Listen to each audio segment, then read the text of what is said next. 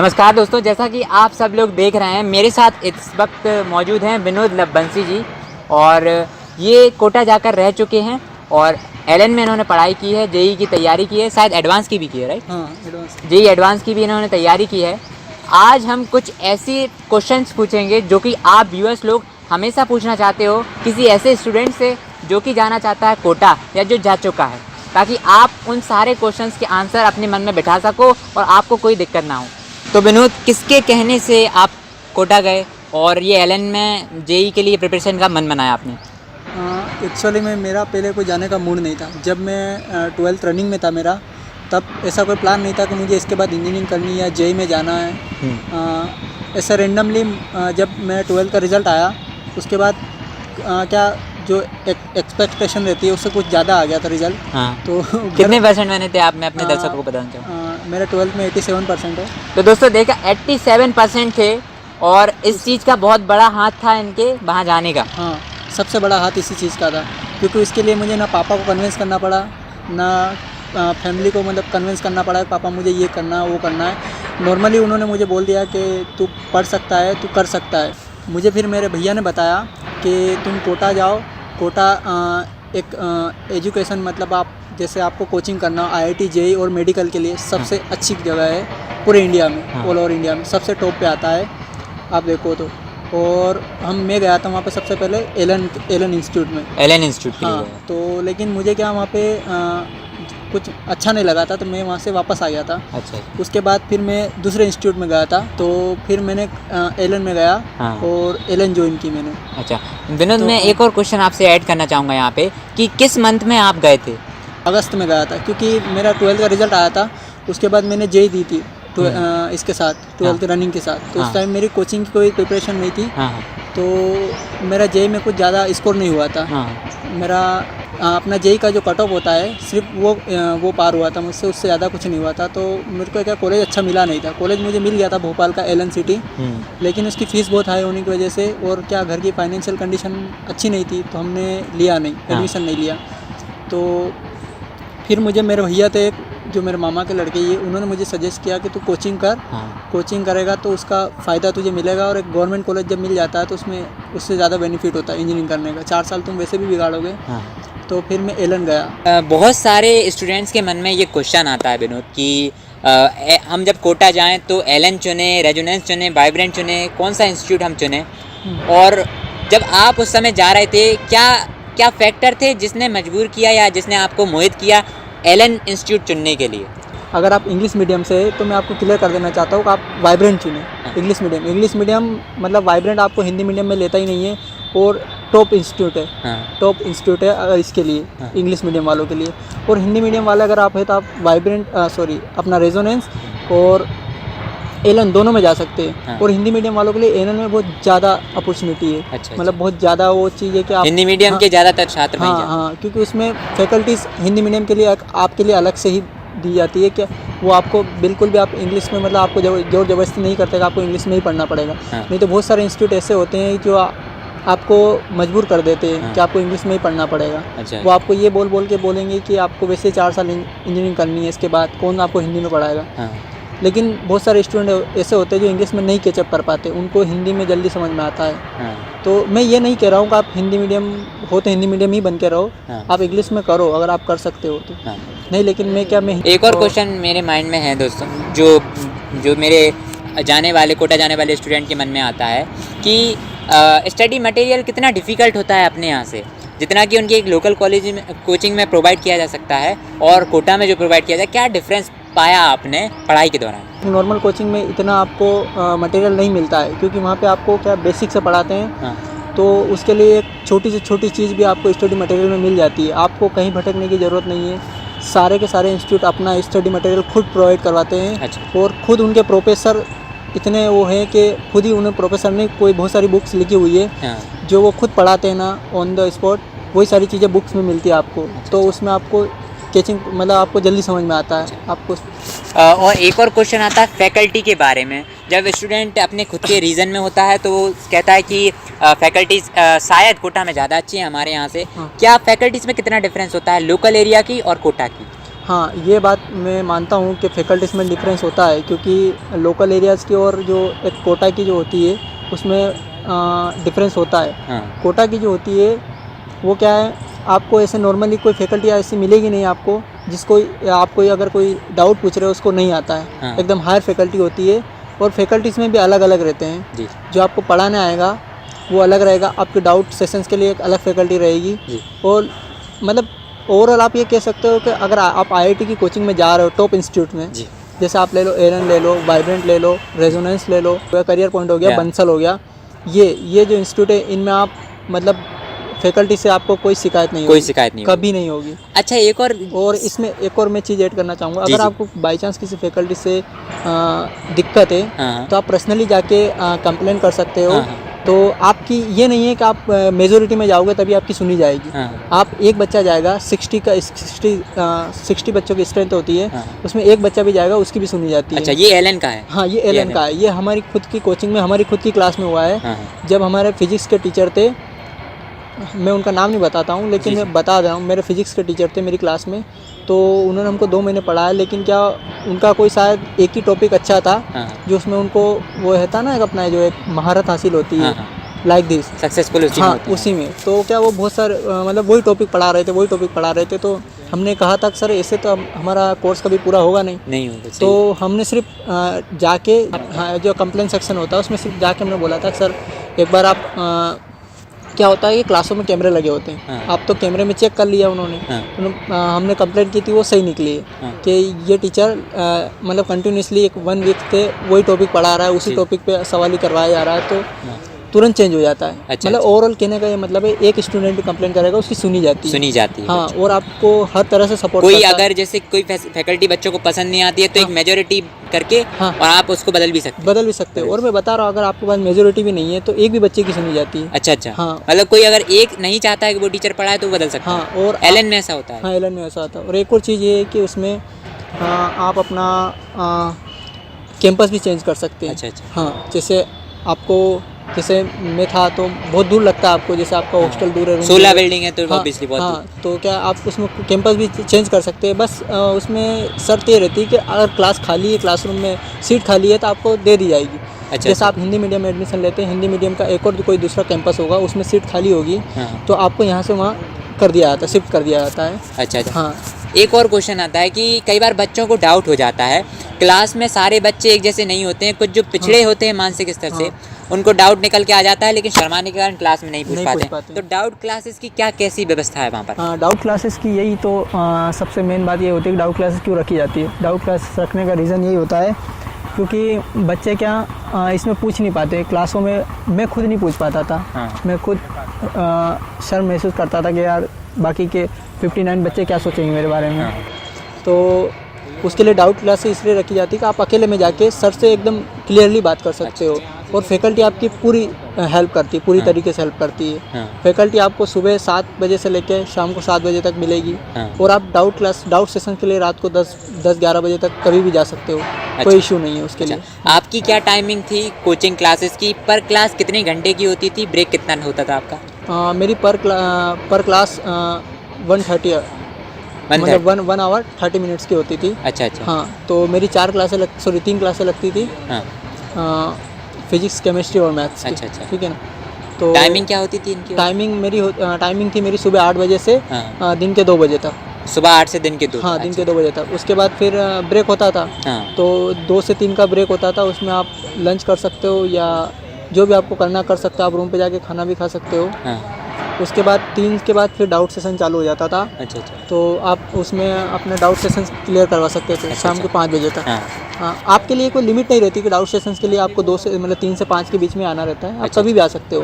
अच्छा लेकिन उसमें सिर्फ ये रहता था कि मतलब एक डिसिप्लिन होता है ना, हाँ। ताकि सारा मैनेजमेंट चलता रहे। हाँ। ऐसे हर कोई बच्चा कभी भी आ जाएगा तो हो सकता है फैकल्टी ना मिले तो फैकल्टी वो ना कंप्लेन मिले, कर दे। एक शेड्यूल्ड होना चाहिए, एक शेड्यूल इसलिए- होता है, एक शेड्यूल तो उसका टाइम टेबल होता है? हाँ, एक शेड्यूल और टाइम टेबल हर चीज़ आपको प्रोवाइड कराई जाती है। अच्छा अच्छा हाँ। और एक और बात है कि आप कोटा में हॉस्टल को ज़्यादा रिकमेंड करेंगे बच्चों को या फिर आप पीजी को ज़्यादा करेंगे? नहीं, मेरे हिसाब से हॉस्टल लेना ज़्यादा हॉस्टल लेना हाँ, उसमें क्या है, हॉस्टल ऐसा रहता है कि कोटा में ऑल ओवर इंडिया से बच्चे आते हैं। जी। तो एक हॉस्टल मान के चलो आप, अगर 20 रूम मतलब 20 रूम का भी होगा, जी जी। तो एक रूम में 2 बच्चे भी मान लो आप, 40 हाँ। बच्चे, तो 40 बच्चों में आप मान के चलो बहुत एरियाज़ के बच्चे होते हैं, तो उसमें अलग अलग बच्चों से आपको इंटरेक्शन का मौका मिलता है। इंटरेक्शन का मौका मिलता है और आपको जानने का मौका मिलता है। सही है। कि ये बच्चा कैसे पढ़ता है, साथ ही पढ़ाई की भावना भी। हाँ, बिहार का बच्चा कैसा पढ़ता है, गुजरात हाँ। का बच्चा कैसा पढ़ता है, एमपी का बच्चा कैसे पढ़ता है, हाँ, राजस्थान का बिल्कुल बच्चा कैसे पढ़ता है, जी। अलग अलग स्टेट के बच्चे आते हैं, तो उसमें एक सराउंडिंग बनता है, वो माहौल ऐसा बन जाता है जिसमें आपको, अगर आप नहीं भी पढ़ रहे हो तो आप खुद अपने आप में मोटिवेट होते हैं हाँ। कि यार वो बंदा मतलब पढ़ता ही रहता है। पढ़ता ही रहता है। ये बहुत अच्छी हाँ। बात है। मैं आप सबको बताना चाहूँगा हम्म। कि हॉस्टल में एक ऐसी सुविधा है, पीजी हाँ। में भी होती है लेकिन कम बच्चे होते हैं। पीजी में भी होती है लेकिन जी। कम सुविधा होती है। हॉस्टल में ऐसी सुविधा है कि अगर आपको कभी डिमोटिवेट फील करते हो तो किसी के कमरे में झांक कर देखिए, वो पढ़ते दिखेगा आपको, हाँ। तो आपको एक प्रेशर फील होगा, और एक अच्छा प्रेशर जो कि पॉजिटिव एनवायरनमेंट के साथ होगा, आपका पढ़ाई में मन लगाएगा। हाँ।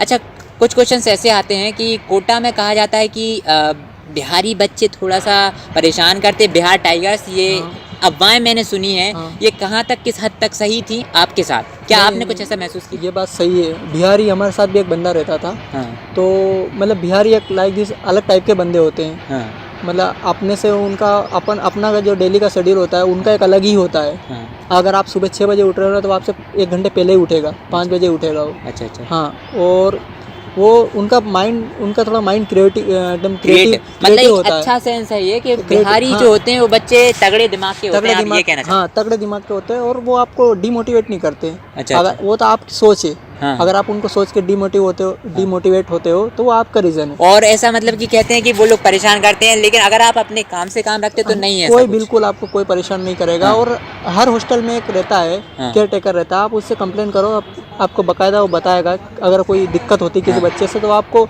रूम चेंज करवा सकते हैं। रूम चेंज करवा सकते हाँ, जैसे आपको अगर रूममेट ही आपको बिहारी मिल गया, आपको दिक्कत है, हाँ। तो आप शिफ्ट हो सकते हैं दूसरे रूम Shift में, हो कोई दिक्कत नहीं ज़्यादा अच्छा अच्छा। आजकल। और आप किस क्लास से गए? 11 से गए थे या फिर आप 12th के बाद गए थे? मैं आफ्टर 12th गया था। अच्छा, अच्छा। 12th मैंने अपना एक साल के लिए फिर? हाँ, 1 साल के लिए मैंने ड्रॉप लिया था हाँ 12th के बाद। जी जी। तो मैं 12th के बाद गया। और हमारे जो अपकमिंग स्टूडेंट हैं जो कि कोटा जाना चाहते हैं, उनके लिए क्या सजेस्ट करेंगे आपकी? 10th के बाद जाना अच्छा है या फिर 12th के बाद जाना अच्छा है? देखो, अगर आप मैं ये तो नहीं बोलना चाहता कि आप 10th से ही जाओ, हाँ। लेकिन आप 10th से जाओगे ना तो आपके चांसेस ज़्यादा बढ़ जाते ज़्यादा हैं, ज़्यादा। क्योंकि आप 3 साल तक आप लगातार कोचिंग करते हो। हाँ जी। हाँ, क्योंकि आपको 12th के बाद जाओगे तो आपको 2 साल के लिए IIT का मौका मिलता है, NIT के लिए 3 साल का मौका मिलता है। जी जी। तो अगर आप 10th से जाओगे तो आपके ऑलरेडी 3 साल कंप्लीट हो जाएंगे। हाँ। तो उसमें क्या 3 साल का जो आप पढ़ोगे ना, तो उसमें आप एक एक छोटी से छोटी चीज़ आपकी क्लियर हो जाती है। क्लियर हो जाएगी। तो आपको ज़्यादा दिक्कत नहीं आती उसमें, और आपके बेसिक सारे क्लियर होते हैं। हाँ। तो फिर आपको क्या आप अगर 10th से ज्वाइन करते हो तो ज़्यादा बेटर है 12th के मुकाबले। अच्छा अच्छा। और भी कई पॉइंट आते हैं बच्चों के साथ, जैसे कि लोग सोचते हैं कि कोटा जाकर के एकदम से जादू हो जाएगा और हम एकदम से ही ऐसा माहौल पाएंगे कि सारा कुछ हम कर लेंगे, IIT निकल जाएगी। हाँ। क्या ऐसा सही है या फिर नहीं, उनको नहीं, अपनी ऐसा- जितनी उनकी कैपेसिटी है उससे थोड़ा सा ही ज़्यादा होता है? जादू वादू जैसा कुछ होता नहीं है। देखो, अच्छा। सीधी बात है, मेरे साथ भी, मैं खुद गया था, मेरे साथ कोई जादू नहीं हुआ है। हाँ। जब मैंने बिना कोचिंग से दिया था तब भी मेरा कट ऑफ क्लियर हुआ था, और जब मैंने कोचिंग करके दिया तब, हाँ, ये बोल सकता हूँ कि जो कट ऑफ क्लियर हुआ था वो एकदम बेटर वे में हुआ है। मतलब अच्छा। मुझे पता ही नहीं चला कि मतलब जब मैं क्वेश्चंस कर रहा था एग्जाम में, तब हाँ। मेरा कब कट ऑफ पार हो गया मुझे पता नहीं चला। अच्छा अच्छा। मतलब जब मैं क्वेश्चंस कर रहा था इतना कॉन्फिडेंस था कि हाँ ये क्वेश्चन सही है। हाँ। तो विनोद, आप जब LN में पढ़ते थे, जिस कोर्स के लिए आपने अप्लाई किया था, तो फीस क्या थी उसकी? कितनी फीस आपके टाइम पर उसकी लगी? देखो, मेरी फ़ीस लगी थी कोटा में, हाँ। LN की 60,000 थी मेरी फ़ीस, और उसमें मुझे 15% डिस्काउंट मिला था। हाँ। मेरे जो आफ्टर 12 जो मैंने JEE दी थी उसके मार्क्स के बेसिस पे, हाँ। मार्क्स बेसिस पे। और आप उसके लिए आप कोचिंग का एक टेस्ट होता है जी जो आपको एडमिशन से पहले दिलवाया जाता है। कोचिंग खुद प्रोवाइड करवाती है जी। आपको, बस उसमें फॉर्म भर के देना रहता है। हाँ। अगर आप उसमें ज़्यादा अच्छा परफॉर्मेंस कर पाते हो जी। तो आपकी 100% मतलब 90% तक आपकी स्कॉलरशिप मिल जाती है आपको, ताकि 90% तक आपकी फ़ीस माफ़ हो जाती है। अच्छा अच्छा। हाँ, तो उसमें फ़ीस का ऐसा रहता है, और आप फ़ीस उसमें अलग अलग रहती है। अगर आप सिर्फ मेंस की कर रहे हो जी। तो कम रहेगी और आप एडवांस की कर रहे हो तो ज़्यादा रहेगी। तो मेरी जो थी वो मेरी मेंस वाली थी। मैं एडवांस की बेस में भी बैठा था 15 दिन, लेकिन क्या उसका जो बेस रहता है वो बहुत हाई रहता है। उसमें आपको बेसिक नॉलेज नहीं दिया जाता। वो आप अगर एडवांस की क्लास में बैठो तो आप उसमें मान लिया जाता है कि आपको जेई तो क्लियर है आपकी, आपको सिर्फ एडवांस की प्रिपरेशन करना है, क्योंकि उसमें मैक्सिमम बच्चे वही होते हैं जिनकी जेई क्लियर हो जाती है ऑलरेडी और अच्छे मार्क्स से होती है। और किस एरिया में आप रहे जब आपको एलएन अलॉट हुआ? एरिया आप ऐसा है, एरिया अलॉट होता नहीं, एरिया अपने हिसाब से अपने को रहता है। क्योंकि अगर आपको कोचिंग जैसे मान के चलो आपको कोचिंग जैसे जवाहर नगर में मिली है, जी, तो आप जवाहर नगर का आसपास का कोई या तो हॉस्टल देखोगे या आपको और पर्सनल रूम से रहना अलग से, तो आप वो देखोगे। हाँ, क्योंकि आप खुद चाहोगे कि पास में रहें ताकि टाइम से पहुँच जाओ। अगर आप दूर रहोगे तो फिर आपको अदर खर्चा रहेगा उसमें, आप बस से आ रहे हो या मैजिक से आ रहे हो, उसमें बहुत सारी चीज़ें रहती है कि आपको अपना ही खर्चा बढ़ाना है उसमें। तो दर्शकों, अभी मेरे पास कुछ क्वेश्चंस हैं जिसमें मैं रेजोनेंस का स्टूडेंट होने के नाते आंसर करूंगा और ये एलन के स्टूडेंट होने के नाते आंसर करेंगे। तो वो क्वेश्चंस कुछ इस तरीके से हैं कि फैकल्टी वाइज आपकी फैकल्टीज़ कैसी थी और मेरी फैकल्टी कैसी थी। सबसे पहले मैं रेजोनेंस की बताता हूँ। फैकल्टी बहुत अच्छी थी, मजाक भी करती थी, 30% और 70% पढ़ाती थी, और कुछ सीरियस टीचर्स भी थे, कुछ बहुत ज़्यादा मजाकिया थे। ओवरऑल सारे टीचर्स अच्छे थे और मेरे जो बैच था वो उसमें अच्छे टीचर्स थे। आपका क्या था इसमें? मेरे उसमें भी कोई मतलब ऐसे लोड देने वाले टीचर नहीं थे। एकदम आपको एंजॉयमेंट के साथ पढ़ाते थे, कोई आपके पास प्रेशर नहीं रहेगा, एकदम पढ़ाते भी थे और हंसी मजाक भी करवाते थे। क्लास में अच्छा क्लास में माहौल एकदम बना के रखते थे ताकि बच्चे का मन लगा रहे। हाँ, ताकि बच्चा इधर उधर भटके ना, क्योंकि बच्चा सुबह से आके बैठता है, दिन तक बेचारा खाना नहीं मिलता है, तो उसका मन लगा रहे, उसके लिए वो ऐसा माहौल बना के रखते हैं कि बच्चा पढ़े भी और इंजॉय भी करे। तो टीचर ओवरऑल सारे फैकल्टी अच्छे थे और इंस्टीट्यूट भी बेस्ट था। अब दूसरा जो हमारा टॉपिक आता है वो है फीस। तो मेरे जो जेई मेंस ओनली 13 के लिए फ़ीस थी वो थी 80,000 रुपये फॉर स्टूडेंट। सेम चीज़ आपके यहाँ कितने प्राइस में थी, कितनी फीस थी उसकी? मेरे वहाँ उसकी थी 60,000 रुपये। 60,000 रुपये थी एलन की। जी, क्योंकि उसमें मुझे 15% डिस्काउंट मिला था। और आपको 15% डिस्काउंट मिला। तो दोस्तों, इनको 15% डिस्काउंट मिला। अगर आप चाहते हैं डिस्काउंट तो चैनल पे और भी वीडियोस हैं, तो 15 से लेकर के 40% तक का डिस्काउंट आपको कैसे मिलेगा, ये सारा कुछ आप यहाँ पे देख सकते हैं। आप भी इस तरीके से डिस्काउंट ले सकते हैं। अगला पॉइंट आता है कि माहौल और मोटिवेशन सेमिनार्स के बारे में। रेजोनेंस में साल के अंत में मुझे 3 से 4 मोटिवेशनल क्लासेस अटेंड करने का मौका मिला। और वहीं पर एलन में क्या हाल था?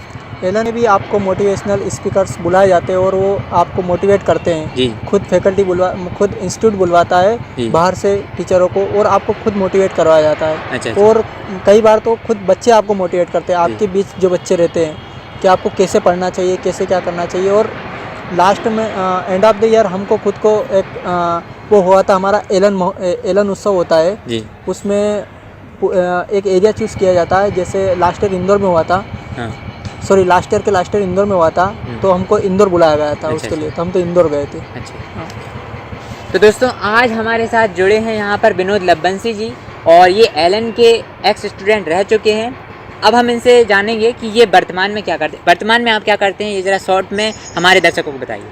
वर्तमान में मैं BE second year EI branch से SATI कॉलेज से इंजीनियरिंग कर रहा हूँ जी। SATI कॉलेज, ये मैं आपको बताना चाहूँगा कि SATI कॉलेज है जिससे कैलाश सत्यार्थी भारत के नोबेल प्राइज़ विनर, जो कि अभी रिसेंटली प्राइज़ विन किए थे, तो उन्हीं के कॉलेज में है। वो भी इसी कॉलेज से पढ़े हुए हैं। ये विदिशा में है, सम्राट अशोक टेक्नोलॉजिकल इंस्टीट्यूट विदिशा, ये इसका नाम है, सम्राट अशोक टेक्नोलॉजिकल इंस्टीट्यूट। तो बहुत अच्छा लगा आपसे बात कर करके, और आगे भी अगर किसी चीज़ की ज़रूरत पड़ेगी तो मैं आपको ज़रूर बुलाऊंगा। हम इसी तरीके से अपने दर्शकों से बात करेंगे। और बहुत मुझे भी आपसे मिलकर बहुत खुशी हुई है। Thank you. SATI की ब्लॉगिंग की मैंने वीडियो बनाई है मेरे दूसरे चैनल पर। अगर आप इस कॉलेज के बारे में, जहाँ से हमारे कैलाश सत्यार्थी जी पढ़े हैं, जानना चाहते हैं तो मेरे दूसरे चैनल पर जाइए और वहाँ पे ब्लॉगिंग की वो वीडियो देख लीजिए।